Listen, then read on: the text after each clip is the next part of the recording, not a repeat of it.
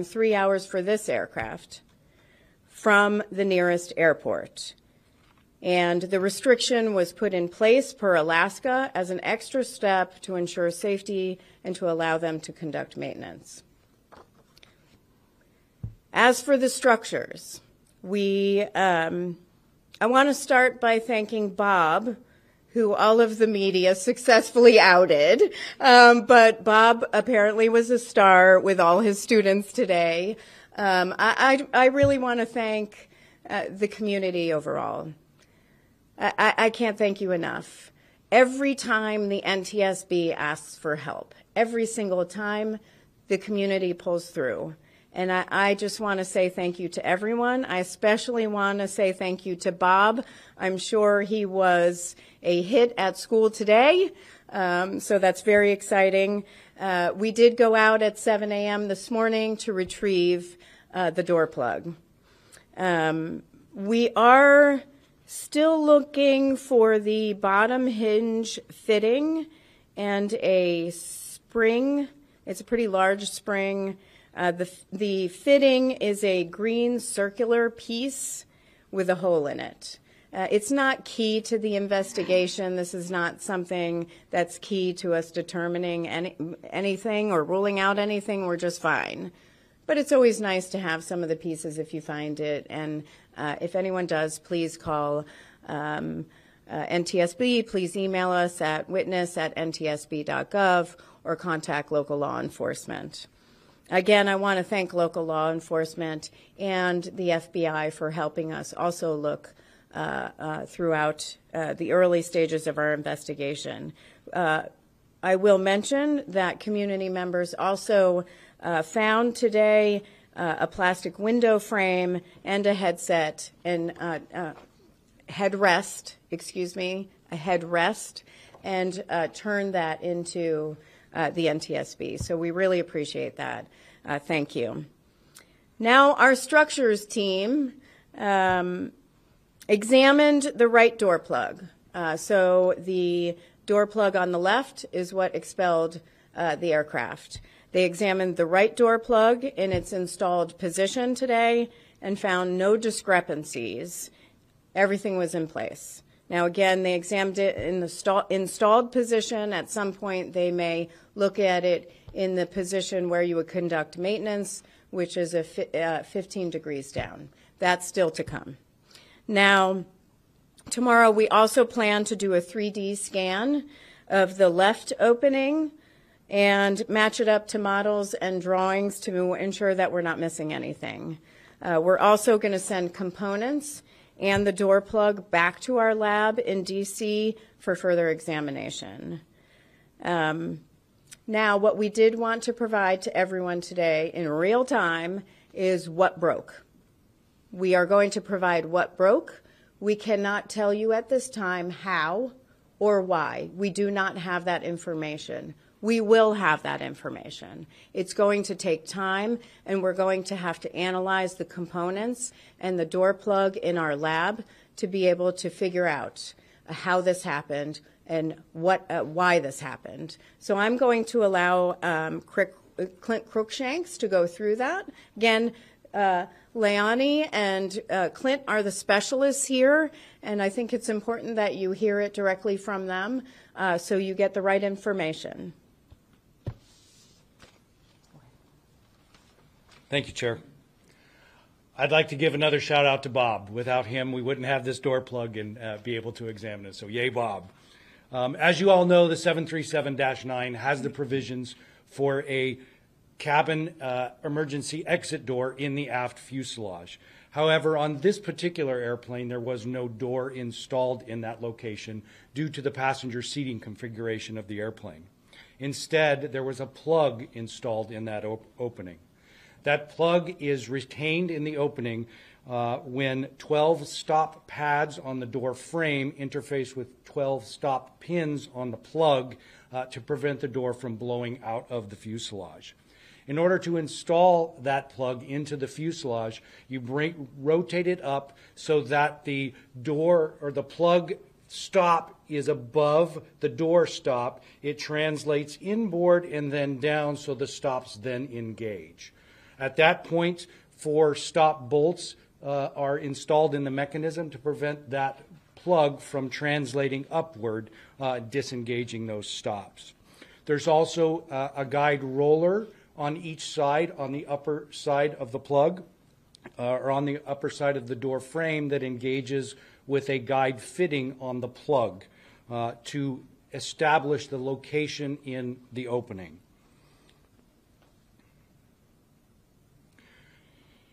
The exam to date has shown that the door, in fact, did translate upward. All 12 stops became disengaged, allowing it to blow out of the fuselage. We found that both guide tracks on the plug were fractured.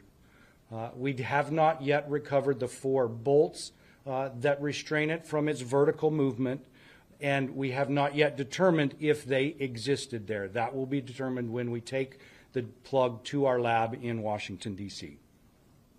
Thank you. I know you're all going to have lots of questions on that, and Clint and Leone will be able to answer those. And just to reiterate, we will be able to determine whether the bolts were there.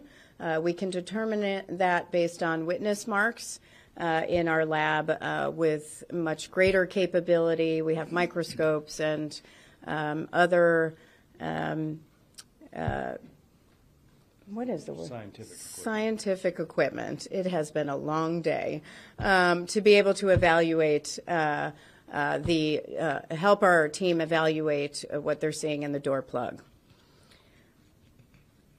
One thing I'll note is that we have offered party status to Spirit Aerospace and to the Machinists Union. Now, this is going to be our last on-scene media briefing. Please contact Media Relations if you would like if you have additional media relations needs. Also, please monitor our website at ntsb.gov. I want to take a few moments, though, and say thank you. Again, I want to say thank you to the community. What an outpouring of support. Incredible. Thank you. We could not do what we do without you. I also want to thank the media. I am very appreciative of everything you do. I believe you play a significant role in improving safety and holding the NTSB and every other federal, state, and local agency accountable for ensuring the safety of others. So thank you for everything you do. Keep it up. I also want to thank our parties. The parties to our investigation help provide the factual information. They are the ones who give us that technical information that allow us to ask all the great questions and dig into the issues. But then we move away from the parties at some point and we do our own analysis without the parties, and we develop our own findings, probable cause, and safety recommendations that we hope will get implemented. And we are not shy, I am not shy, about pushing for implementation, because without those changes, there really is no safety improvement. So that's why we push so hard. Finally, I am very proud of the NTSB team. We always are. I would like to thank the following team members: Adam Hooray, Andrew Buckland, Clint Crookshanks, Dewan Civilian, Eric Weiss, James Anderson, Jen Gabris, John Lovell, Leonie Benitez Cardona, Marvin France, Matt Fox, Rolando Garcia, Star Bloom, Stephen Stadius, and Zoe Kelleher. I don't know that a lot of people realize, but our agency, we handle all modes of transportation. We have only 437 employees. They are incredible, and we are proud of them every single day. We're a small agency, but we have a really big voice, and we use it to save lives and prevent future tragedies. So with that, we're going to take questions one at a time. I also saw Chris over here jotting down everyone's name. Do not call them. So one at a time, name and affiliation, even though I know most of you now. But go ahead and Chris, and then we'll come over here. Chris Bankley, CBS News. I'm curious, as we're hearing reports now of both Alaska and United finding loose bolts. Mm-hmm. And it sounds like you're saying you're not even clear if there were bolts at all in this door. Does the MAX need to be looked at more closely? Well, first of all, we're really focused on this aircraft. However, we are not shy about going broader than just this aircraft. We need to first and foremost figure out what happened here on this aircraft. If we have a bigger system-wide or fleet issue, we will issue an urgent safety recommendation to push for change. With that said, we are aware of the reports that are coming back from the inspections from United and Alaska and Boeing. Our team is collecting that information, and there will be some follow-up from the inspections.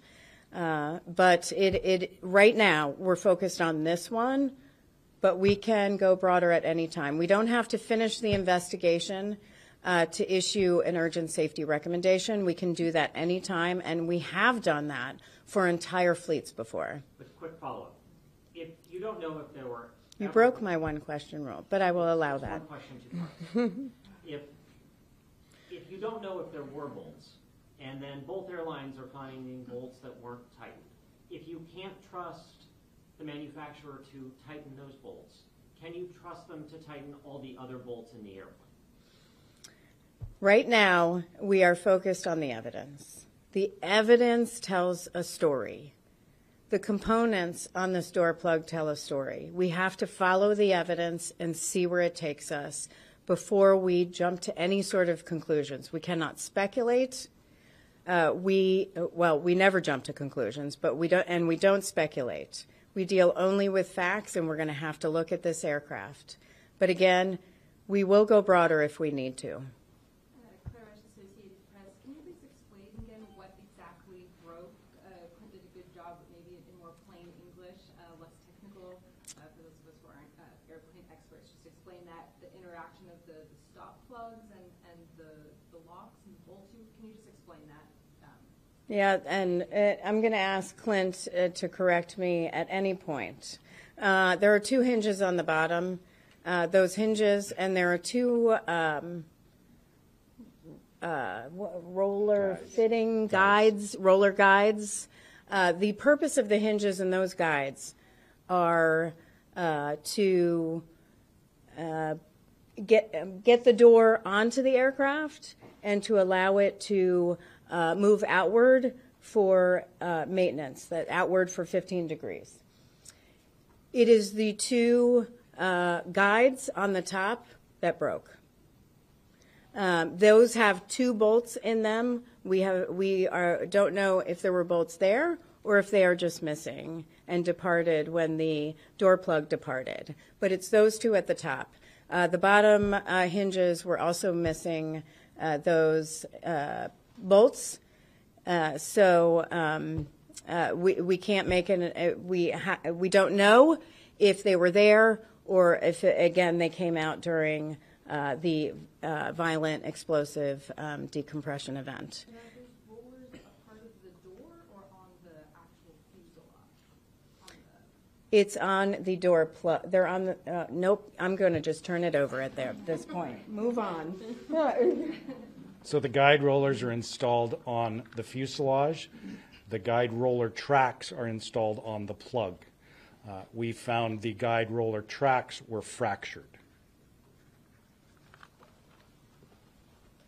So if you imagine these six stop fittings, there's 6 on each side, so it's 12 stop fittings. The purpose of those stop fittings are to prevent the door from being expelled from the aircraft, because there's a lot of pressure inside the aircraft. The pressure outside the aircraft is low. It's higher inside the aircraft. So there's a force pushing outward. So you need something that holds it in place.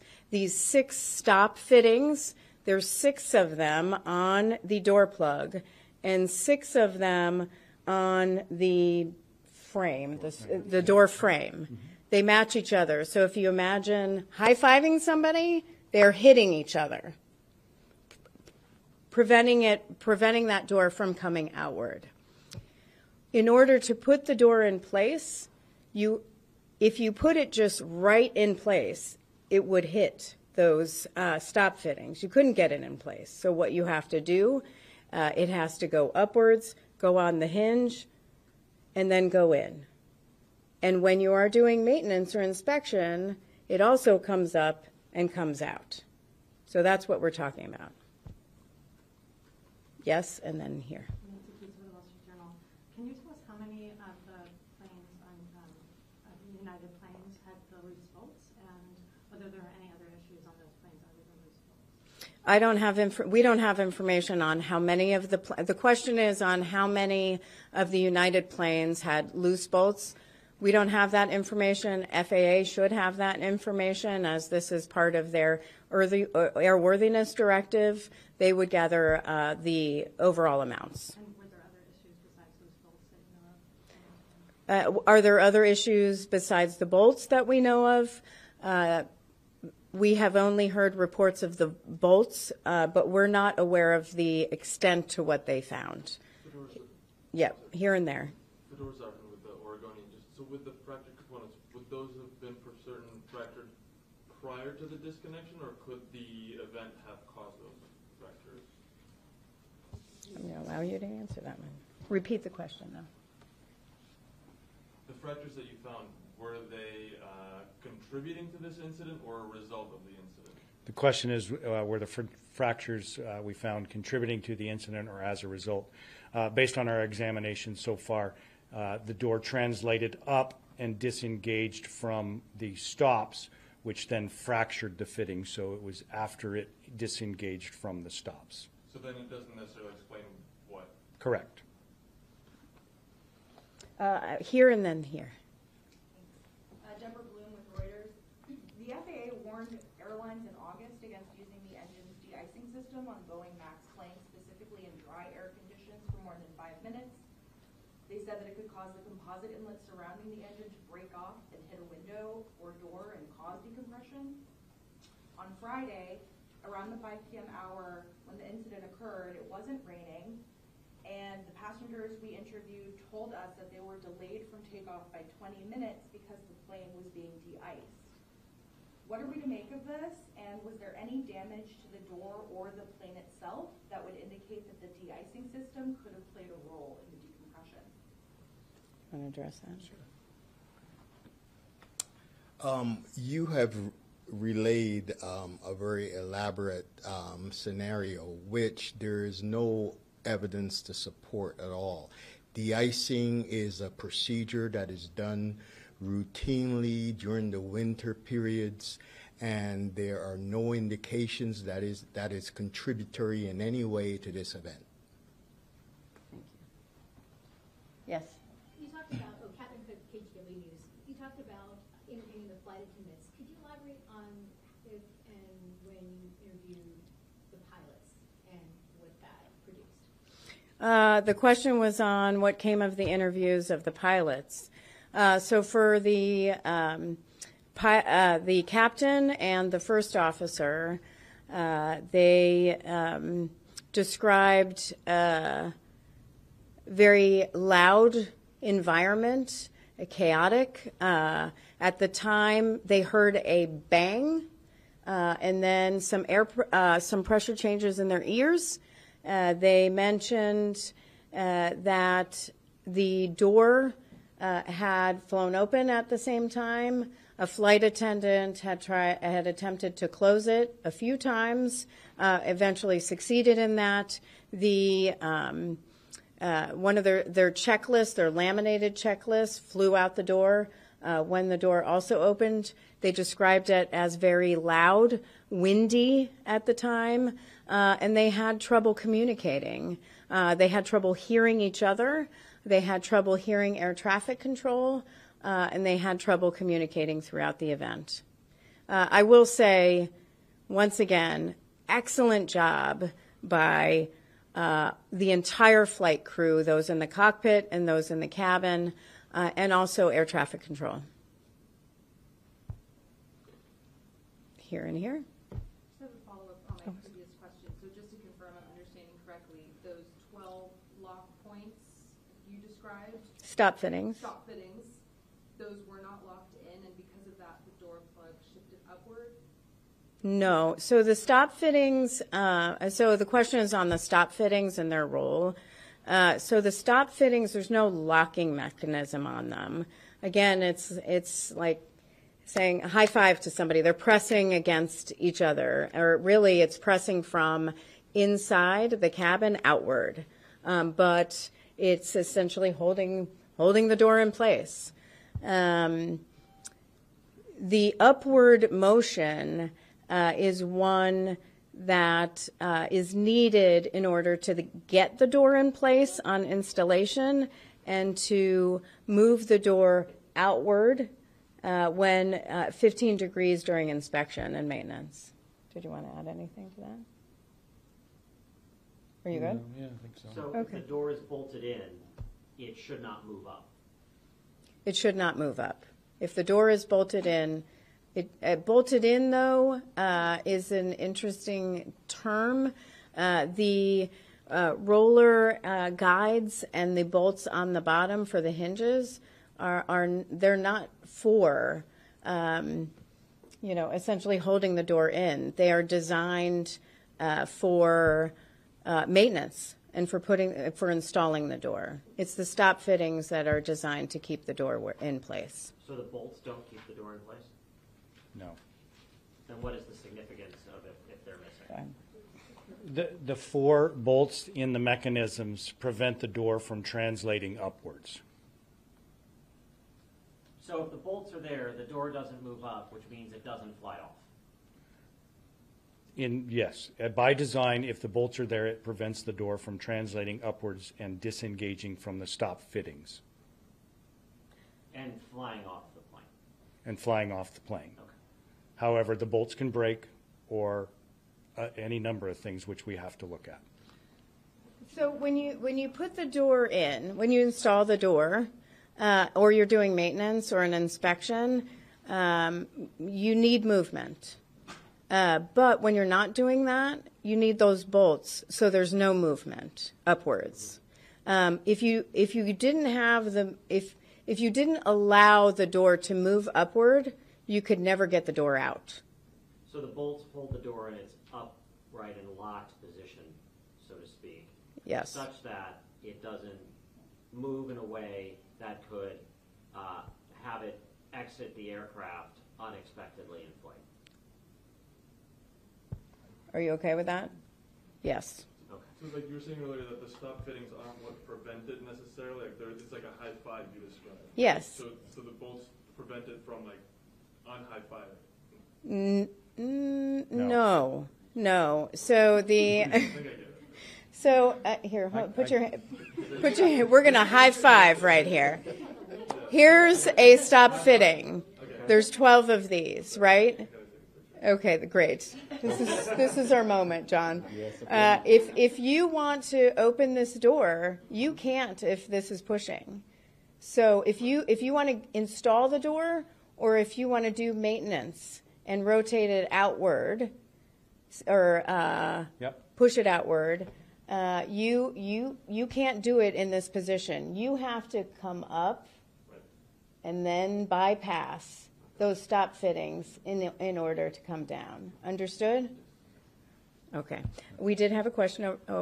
Here and then there. Sorry. Go ahead. Kyra Buckley, Oregon Public Broadcasting, NPR. I'm wondering about the door plug that you guys found here in the Portland area, and you're sending it back to Washington, D.C.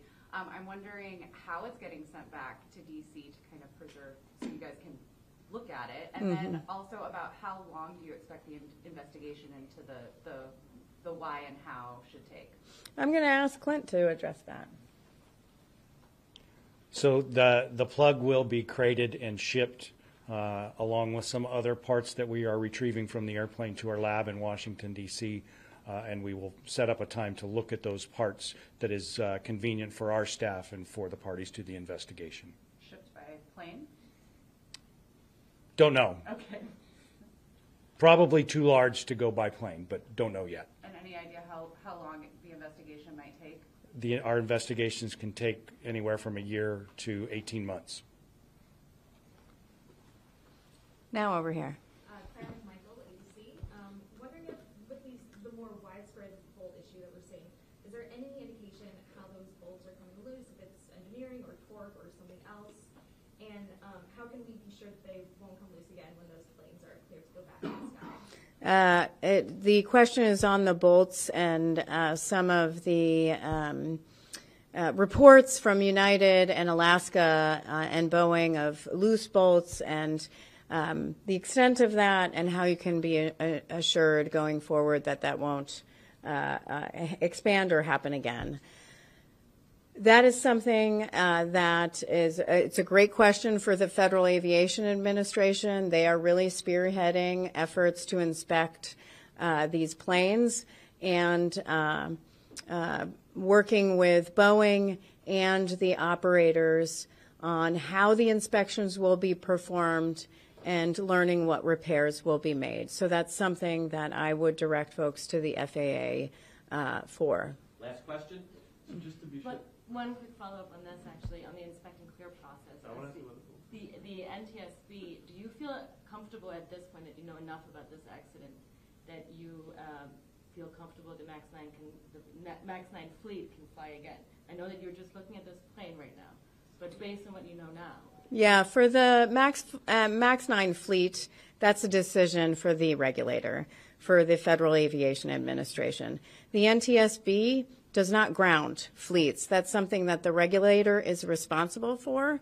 What we do is we determine our entire mission is not just what happened, but why it happened to prevent it from reoccurring. And we, through our process, our investigative process, we're constantly communicating with FAA, with Boeing, and other parties to ensure everyone is aware of what we're doing. We're often all doing it together because we collect the factual information together, and that enables FAA and others